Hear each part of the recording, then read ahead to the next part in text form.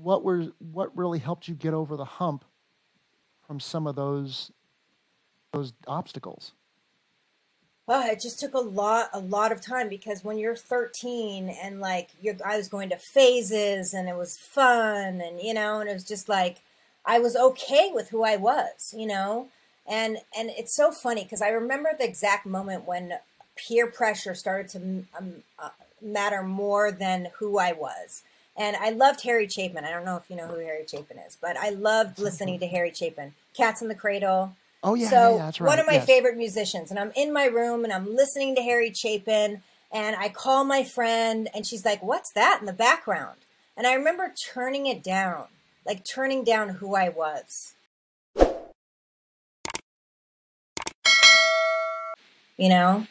It gets me all choked up because it's like it's so sad that like we care so much about what people think, and especially back in the 80s where just it was so important what our friends thought. I mean, it was everything. What a waste of time. Yeah, it really is a waste of time. And now it's cool to be gay. It's like, I mean, I wish I was born in this day and age, where I didn't have any of that stigma, because what it does is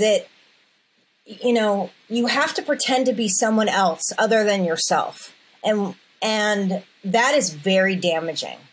It's damaging to your confidence. It's damaging to your psyche. When you're my mom did not want me to be gay, and she's my biggest supporter. It was so crazy and bizarre. And it's just like, she just did not want me to be. And so she's trying to avoid you from pain, or she just didn't like the whole concept. It's a hard life, it was a harder life. That's what they would say back then. Now it's not, Right. And so it was a struggle, and I really didn't until until just a few years ago when I started to really I've been doing some of this really cool kind of like energy work that's in Colorado, and it brings you closer to who you are supposed to be, like the essence of who you are, what your way is supposed to be in this world. And I was married to a man, and, it wasn't a happy marriage. I was seeing women the whole time. He knew about it. But I was picking these crazy women that you would never want to have a relationship with. And then, I was doing this work, and the more the work I was doing, the more painful it was to live a life that wasn't who I am. And I ended up meeting my wife in 2018, kind of shortly after I started doing this work, and she's just incredible. Just one of she's from Colorado, and just gorgeous and beautiful and kind, and just one of these people that like everyone, like one of the popular girls who everyone wants to be friends with. Does she have that entrepreneurial spirit like you do, or is she kind of different? Usually it's she likes yin business. and yang. Yeah, she's more managerial, so she could run a team and get and is not as much of a risk taker, So yeah, there's definitely, I mean, she's like, I don't think she's ever done drugs in her life. She's never done coke. It's like, what? It's like, so she's a great human being. I mean, someone that you would definitely want to spend the rest of your life with. And she's my biggest fan, and she just adores me, and vice versa. I wouldn't have been able to leave my marriage and leave, and it's a very difficult divorce. I was extremely successful, during that marriage, and accumulated a lot.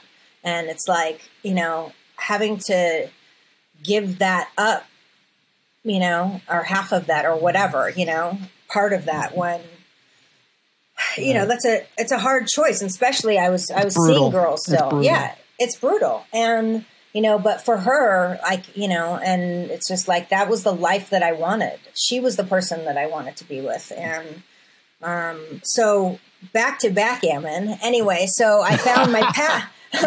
I found my passion again, right? Was it, was backgammon after you met or before? So it was after. And I had met her, and so she grew up half the time in Wyoming and half the time in Connecticut, and then went to college in Colorado. My wife's from Connecticut. Where in Connecticut? Wilmington, I think. Oh yeah, I know where that. Yeah, it's nice.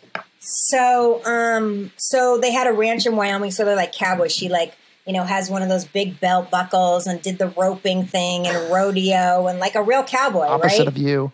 Yeah, opposite of me. Your parents are from New York and you're from LA. Yeah, I'm like a Jewish girl from Encino. Like I don't even think I heard of country music before I met her. And she made me a playlist, a country music playlist. And George Strait, she made, was on there like left and right. And I was like, oh my God, this is the best ever. I'm like, who is this? And I all of a sudden, of course, like my obsession, my alcoholism, I went and I got a hat. I got like a shirt and I got boots and I borrowed her belt buckle. I met her mom in a cowboy hat.